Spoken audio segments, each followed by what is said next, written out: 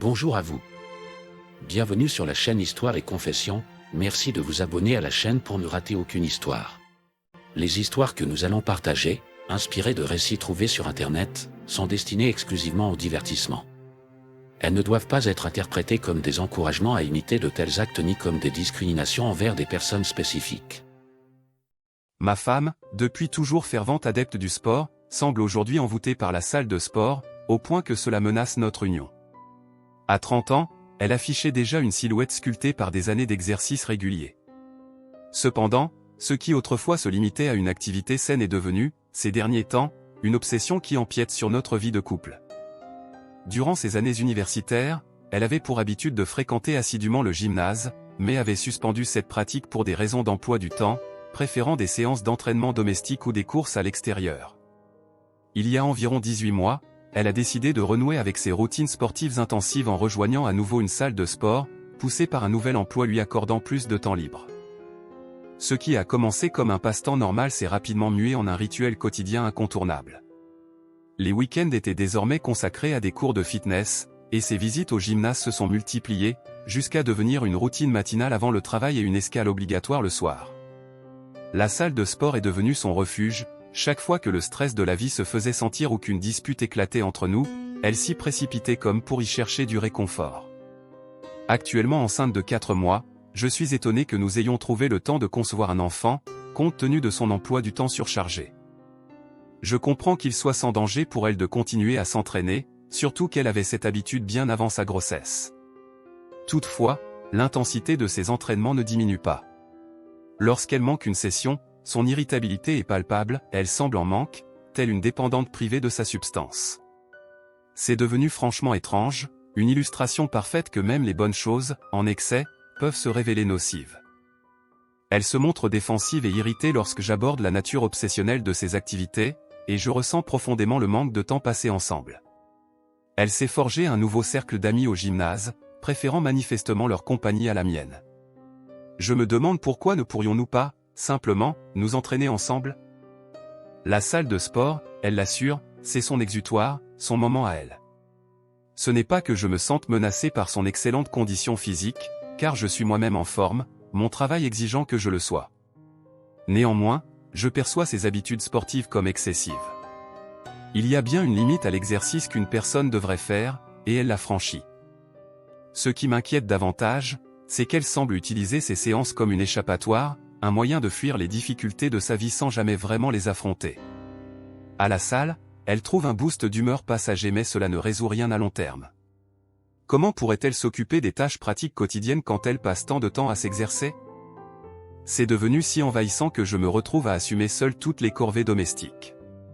Si un repas doit être préparé, c'est à moi de m'en charger.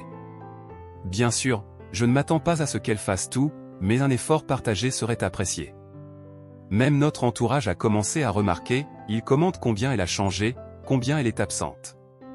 Quelques-uns ont même émis l'hypothèse qu'elle pourrait avoir une aventure avec quelqu'un de la salle de sport. Dites-moi, cela semble-t-il normal?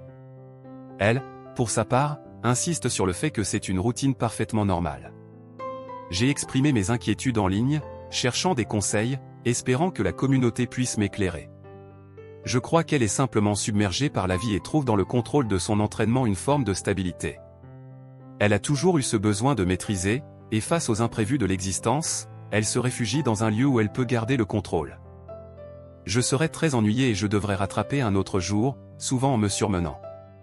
Je suis juste stressé, je ne peux pas profiter des choses tant que je n'ai pas fait mon entraînement. D'après ce que vous avez dit, je pense qu'elle est accro à l'exercice, et c'est une chose réelle. Je pense qu'en raison de sa grossesse et des changements corporels qu'elle subit, la salle de sport et l'exercice sont les moyens par lesquels elle se sent en contrôle. C'est une obsession, presque comme un TOC, si cela a du sens. Avec le temps, elle aura besoin de plus d'exercice pour atteindre ce même niveau de satisfaction, peut-être qu'elle se prépare mentalement au lifting ultime que représente la maternité. Elle essaie peut-être d'en profiter tant qu'elle le peut encore. Il y a tant de changements qui surviennent pour une femme pendant la grossesse, et peut-être qu'elle ressent que se rendre à la salle de sport est la seule chose qu'elle peut contrôler en ce moment. Rappelez-vous, lorsque le bébé arrivera, vous ferez tous les deux des répétitions pour changer les couches et les nuits blanches. Alors autant s'habituer à la salle de sport maintenant. bonne mise à jour, ma femme est accro à la salle de sport et cela ruine notre mariage. C'est une mise à jour que j'ai publiée il n'y a pas très longtemps sur la dépendance de ma femme à la salle de sport, une contrainte si vous voulez. Elle y passe la plupart de son temps libre, elle y va souvent 2 fois par jour et parfois même 3 fois si nous nous disputons la nuit et elle a besoin de s'enfuir au lieu de me parler. Elle ne me laisse pas participer à ses séances à sa salle de sport et refuse catégoriquement d'aller à la mienne. Sa salle de sport est chez elle, ma salle de sport est chez moi, et c'est ainsi que cela doit être, selon elle. J'adorerais qu'elle vienne avec moi, je l'ai invitée plusieurs fois. Elle est environ à 18 semaines de grossesse en ce moment, c'est notre premier bébé. Elle s'est entraînée comme une folle avant la grossesse et elle continue à le faire aussi intensément maintenant. Je ne pensais pas qu'elle me trompait, les gens l'ont suggéré dans le dernier Phil et Jerry. Je peux affirmer sans hésiter qu'elle fréquente souvent la salle de sport, et vu sa forme, c'est une évidence. Confiant concernant toute question de fidélité, je n'avais, jusqu'à il y a 9 jours, jamais envisagé l'infidélité. Cependant, après avoir lu de nombreux commentaires sur mon dernier message, j'ai commencé à douter. Peut-être étais-je trop sûr de sa fidélité? Habituellement, elle garde toujours son téléphone sur elle, mais ce jour-là, elle l'avait laissé sur le comptoir de la cuisine. Poussé par un sentiment absurde, j'ai décidé de jeter un rapide coup d'œil à ses messages. Elle avait une conversation ouverte avec un homme, un nom que j'ai reconnu, un habitué du gymnase dont elle parle souvent. Elle est amie avec beaucoup de personnes là-bas, et nous étions même allés au mariage de l'un d'eux l'automne dernier. Je n'étais pas particulièrement inquiet jusqu'à ce que je commence à lire les messages. Je n'avais jamais eu l'intention de savoir à quoi ressemblait la conversation avec ce type, mais je l'ai appris en l'espace d'une minute ou deux de lecture rapide. La rage m'a submergé. Je l'ai confrontée, qu'est-ce que c'est que cette conversation? Elle s'est mise à crier, furieuse que j'ai regardé son téléphone. Je lui ai expliqué que son comportement étrange et son obsession pour la salle de sport m'avaient poussé à vérifier, et bien que honteux, je ne m'attendais pas à trouver quelque chose d'incriminant. Elle a insisté pour dire que c'était rien, qu'il n'y avait rien d'important. Cependant, son rien semblait occuper beaucoup son esprit. Je voulais comprendre depuis combien de temps cela durait, mais elle continuait à nier. Submergé par la colère, je n'ai pas pu me retenir de jeter son téléphone au sol, le brisant. Elle m'a insulté et m'a frappé dans le dos avec une force surprenante. Ne pouvant plus supporter la situation, je suis parti et me suis réfugié chez mon frère. Là, j'ai trouvé un peu de réconfort, bien que mes beaux-parents aient été choqués par mes actions. Ma belle-sœur, toujours la plus vocale sur l'étrangeté de l'obsession de ma femme pour la salle de sport, n'a cessé de m'en parler. Je suis rentré chez moi et l'ai trouvée au lit, en larmes, isolée du monde sans téléphone. Je ne savais pas si tu reviendrais un jour, me dit-elle entre deux sanglots. Malgré tout, je me sentais coupable pour le téléphone brisé. Je l'ai pris pour le faire réparer, même si elle ne le méritait peut-être pas, je ne pouvais m'ôter de l'esprit l'image de moi, le destructeur. Elle persiste à ne rien admettre au-delà de ce que j'avais déjà vu. Est-ce que le sexting est la limite de ces écarts, ou y a-t-il plus? Je suis convaincu que c'est bien plus grave, mais elle refuse de céder son téléphone et essaie désormais de me faire passer pour le monstre parce que je l'ai brisé. Ce n'est pas mon moment le plus fier, mais après qu'elle m'ait frappé, il m'a fallu toute ma volonté pour ne pas réagir plus violemment. Jamais je ne lèverai la main sur elle, peu importe la situation. Face à cette crise, je me tourne vers la communauté en ligne pour des conseils. Les réactions ne se font pas attendre, votre femme vous trompe, et c'est certainement physique. Elle ne se contente pas de sexter, elle vous ment depuis un moment. Selon eux, ce que j'ai vu n'est que la pointe de l'iceberg. Ils suggèrent que son insistance à fréquenter une salle de sport différente de la mienne pourrait indiquer que l'affaire a commencé bien avant sa grossesse. Ce n'est pas difficile à comprendre les implications possibles pour la grossesse et la paternité. Rappelez-vous, elle a déjà prouvé qu'elle pouvait mentir, et elle continue de le faire. Il est naïf de penser que les détails pourraient être moins laids qu'ils ne le paraissent. Ces commentaires, aussi durs soient-ils, me forcent à envisager la possibilité que je n'avais pas voulu voir jusque-là. Ces larmes au lit n'étaient pas pour moi, mais pour elle-même, pour les conséquences de ses actes révélés. Ne vous y trompez pas, ce sont des larmes de crocodile. La situation est désastreuse, un véritable feu à 5 alarmes. Je ne peux pas contrôler ses actions, seulement les miennes. Maintenant que j'ai un certain levier, il est temps de l'utiliser pour obtenir une transparence totale, y compris un accès complet à l'historique de son téléphone, ses réseaux sociaux et ses messages supprimés. c'est le seul moyen d'évaluer pleinement l'étendue de la trahison et de prendre les décisions qui s'imposent pour l'avenir. Ceci est crucial car cela établira la vérité de manière indéniable. Non pas que cela aidera à sauver ce qui reste, mais plutôt pour me permettre de rester lucide et de garder la tête sur les épaules. La situation va sans doute empirer avant de s'améliorer. Oh mon Dieu, j'espérais vraiment ne pas en arriver là, mais je ne peux pas toujours accorder le bénéfice du doute. Il semble que ton mariage se mette lui aussi au cardio en fuyant la vérité. Qui a besoin d'une thérapie de couple quand on peut simplement se rendre dans des salles de sport séparées et éviter ces problèmes? Maintenant, tu sais pourquoi elle insistait tant pour renforcer ses jambes ces derniers temps, elle les prépare pour fuir toute confrontation. Et cela te fait te demander si l'enfant qu'elle porte est vraiment de toi. Je déteste le dire, mais je ne sais pas si publier quelque chose sur mon profil sera remarqué par quiconque. Je n'ai pas envie de faire une autre mise à jour sur un subreddit aujourd'hui. Ma femme m'a demandé de rester à la maison pour parler.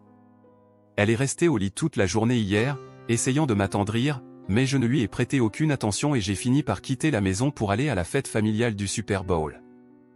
Je n'avais pas vraiment envie d'y aller, mais je ne voulais pas rester à la maison avec elle. Cela l'a vraiment dérangé que je parte, elle n'arrêtait pas de m'envoyer des messages, se demandant qui pourrait agir de manière si froide et insensible. Aujourd'hui, je suis resté pour lui parler. Elle était en larmes, se disant vraiment désolée. Selon elle, elle allait à la salle de sport 2 fois par jour parce qu'elle adore cela, c'est là que sont ses amis, ça lui fait du bien, c'est amusant pour elle. Elle a rencontré ce type là-bas et a commencé à flirter avec lui. Tout le monde l'aime bien, c'est l'un des gars les plus populaires de là-bas. Je n'avais pas réalisé qu'il y avait des gens populaires dans les salles de sport. Elle a admis avoir flirté en retour, mais elle assure que cela ne signifiait rien. Au début, elle n'a pas vraiment rendu l'appareil, mais il lui a donné des papillons et elle s'est retrouvée à flirter en retour sans vraiment y penser.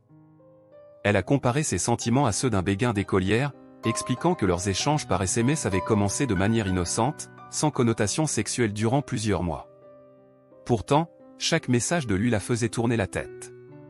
Elle insistait sur le fait qu'elle était mariée, que rien ne pourrait jamais se passer entre eux, mais il continuait de flirter.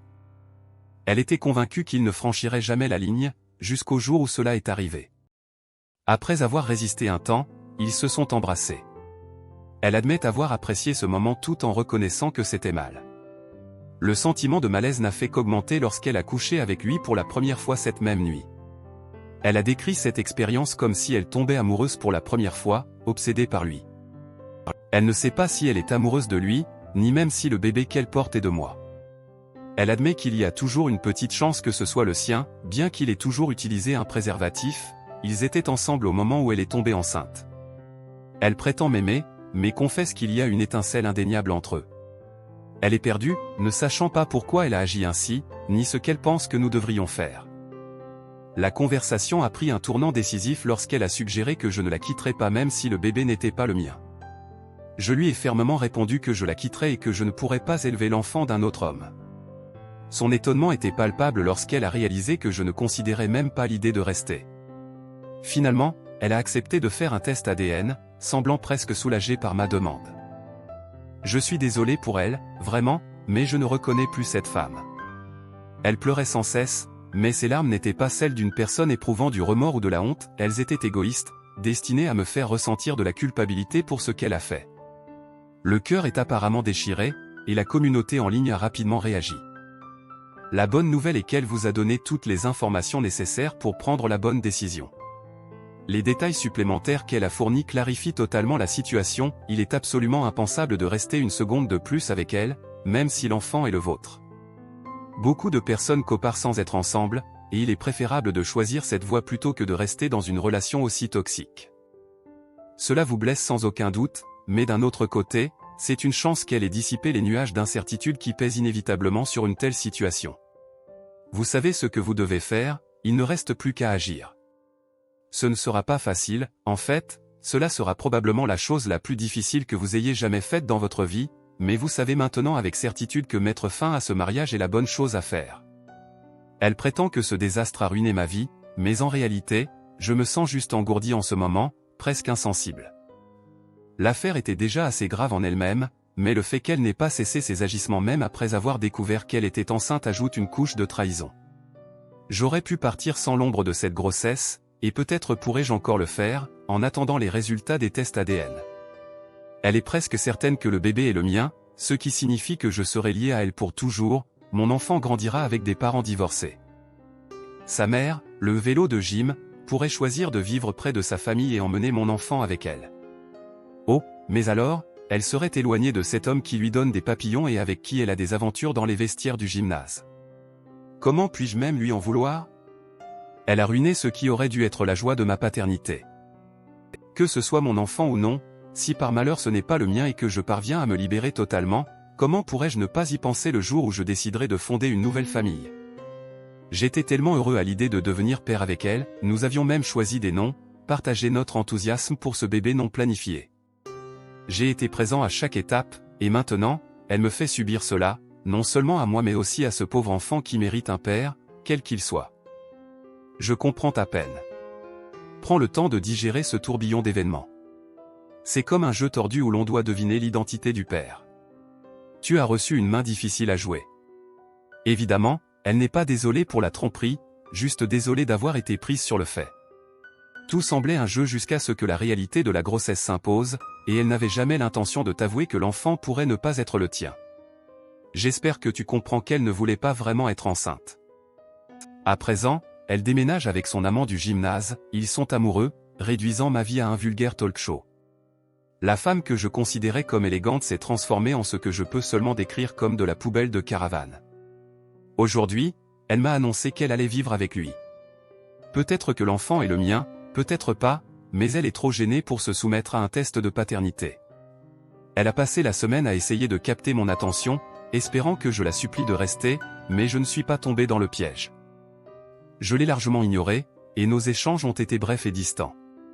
Même si nous vivons encore sous le même toit, je me suis isolé dans une autre pièce, me séparant d'elle à tous égards. Ces tentatives pour attirer mon attention et obtenir des éloges pour ne pas être allé à la salle de sport pendant 5 jours consécutifs ont échoué. Aujourd'hui, elle m'a texté pour m'informer qu'elle déménageait avec lui.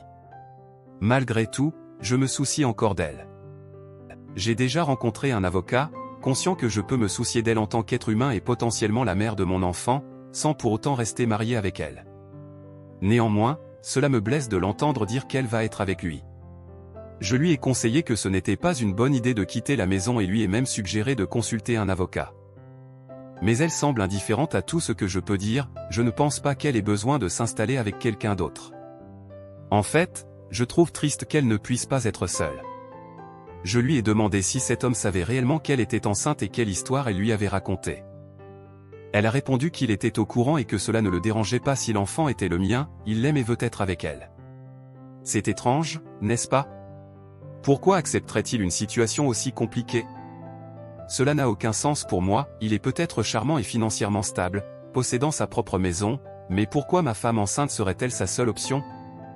Je ne peux pas imaginer être célibataire et désirer prendre en charge un tel bagage. Et si l'enfant est vraiment le mien, il vivra avec ma femme et cet homme la moitié du temps. Je ne comprends pas comment ma vie a pu devenir un tel gâchis. Elle trouve embarrassant de devoir faire un prélèvement sanguin.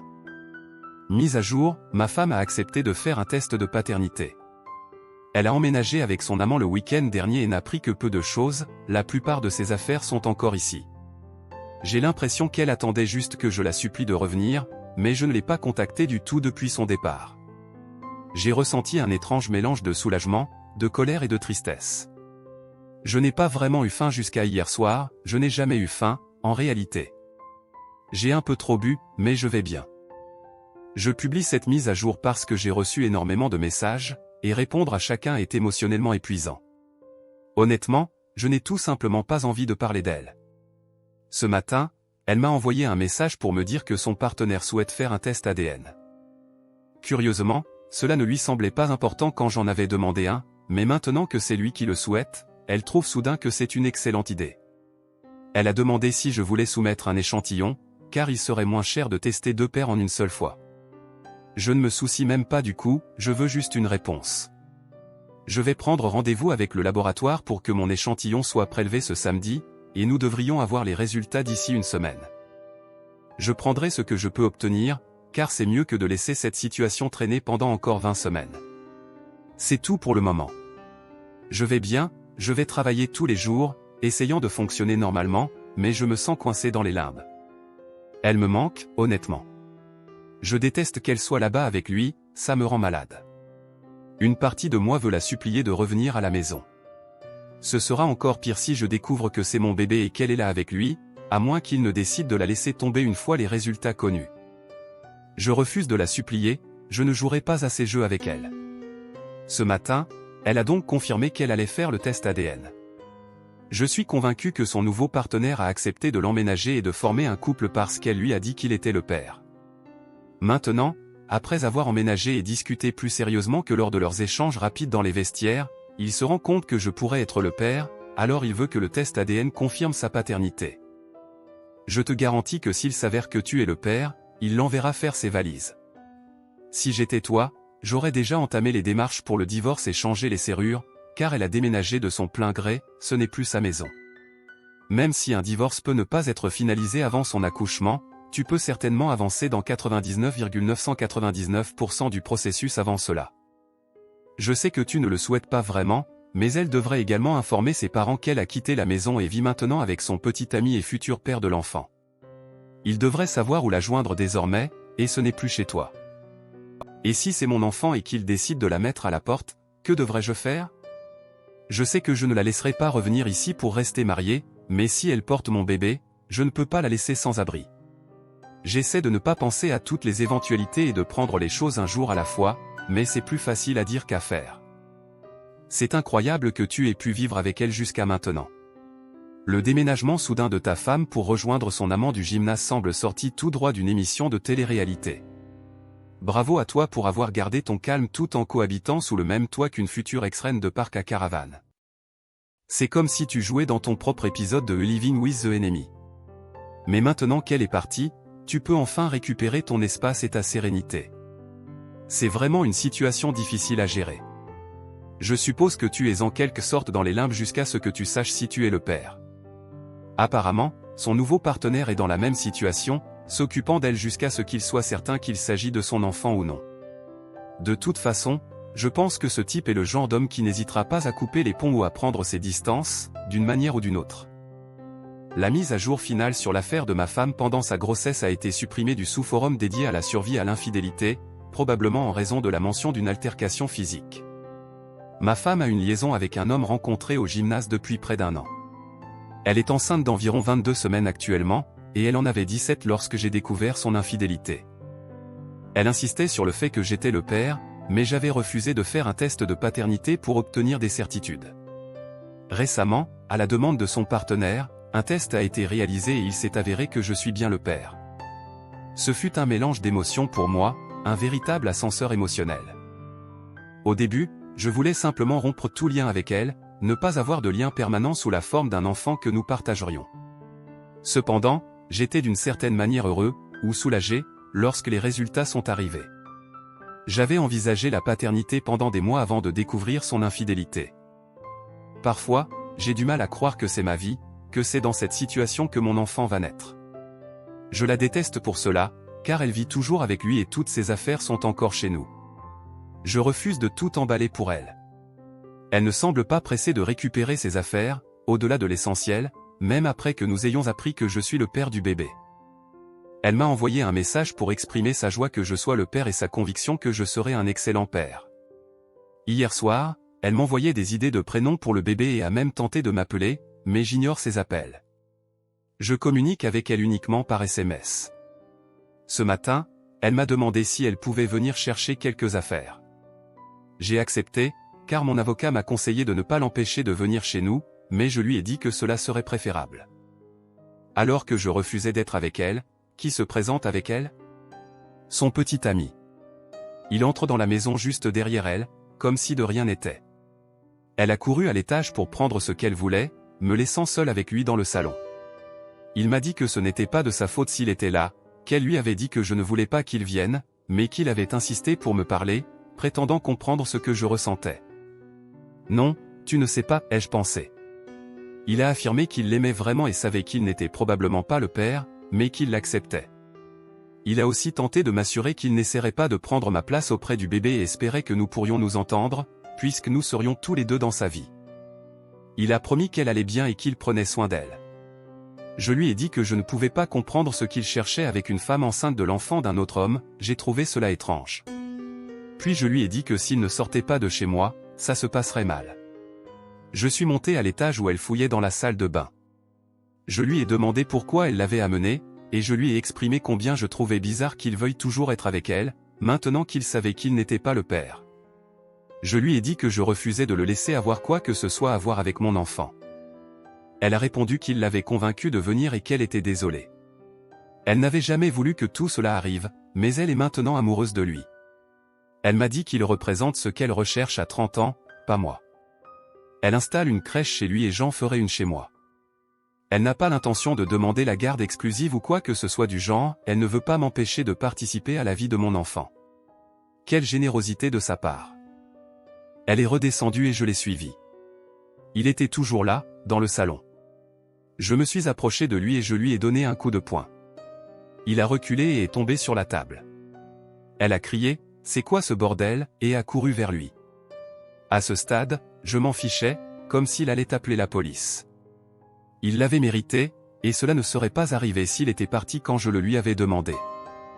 Plusieurs heures plus tard, elle m'a envoyé un texto pour s'excuser pour la journée, affirmant qu'il était sincère dans ce qu'il disait, qu'il était en fait un bon gars et qu'il se souciait d'elle et me respectait. Si ce respect impliquait d'être avec ma femme dans le vestiaire du gymnase, c'était une blague. Elle a insisté, disant « Je tente d'avoir une conversation mature à ce sujet. Je ne peux pas m'empêcher de tomber amoureuse, crois-le ou non. Je n'essaie pas de te faire du mal et je veux que tout se passe à l'amiable. Ce type a volé ma femme et maintenant il participe à élever mon enfant, même s'ils installent une crèche ensemble dans sa maison. J'ai essayé de ne pas me sentir jaloux ou triste, de me convaincre que c'est la poubelle qui a ramassé mes ordures. Parfois je ressens ça, mais la vérité est que je l'aimais et je l'aime encore. Je ne veux pas rester marié uniquement par principe, mais c'est dévastateur pour moi. Les résultats des tests de paternité confirment que je suis le père. Et voilà, il ramène son arrogance dans ma maison comme si c'était une visite banale, ajoutant l'insulte à l'injure. Tout ce qui est sorti de sa bouche n'était que des balivernes. Alors que le tumulte émotionnel continuait de tourbillonner autour de moi, la conclusion de cette tragédie personnelle s'approchait inévitablement. Malgré les résultats du test de paternité confirmant que j'étais le père, la douleur de la trahison restait vive et indélébile. Sa femme n'avait jamais vraiment compris l'impact de ses actions, continuant de vivre comme si ses choix n'avaient affecté personne d'autre qu'elle-même. Elle et son nouveau compagnon avaient commencé à préparer leur nid pour l'arrivée du bébé, sans égard pour le sillage de dévastation laissé derrière eux. Je me suis résolu à ne pas laisser cette douleur me définir. Mon avocat a finalisé les papiers du divorce, et avec chaque signature, je sentais un poids se lever, bien que le cœur restât lourd. J'avais décidé de me concentrer sur le futur bien-être de mon enfant, mettant en place un espace dans ma propre maison, tout en établissant des limites claires avec ma future ex-femme pour la garde partagée. Il était clair que notre chemin ensemble en tant que couple était terminé, et aucune tentative de réconciliation ou de compréhension mutuelle n'avait trouvé place entre nous. Elle continuait sa vie, insensible à la gravité de ses erreurs, tandis que j'essayais de reconstruire la mienne, pierre par pierre. La finalité de cette séparation fut un mélange de soulagement et de mélancolie, une acceptation que certaines choses, une fois brisées, restent irréparables. Je me suis engagé à être un père présent et aimant, celui que mon enfant mériterait toujours, indépendamment des circonstances de sa naissance. Alors que je fermais cette douloureuse chapitre, je savais que le chemin de la guérison serait long et parfois solitaire, mais nécessaire pour retrouver la paix. Mon histoire n'est pas unique, mais elle est mienne, et en partageant ce dernier morceau, j'espère que d'autres trouveront la force de surmonter leur propre tempête.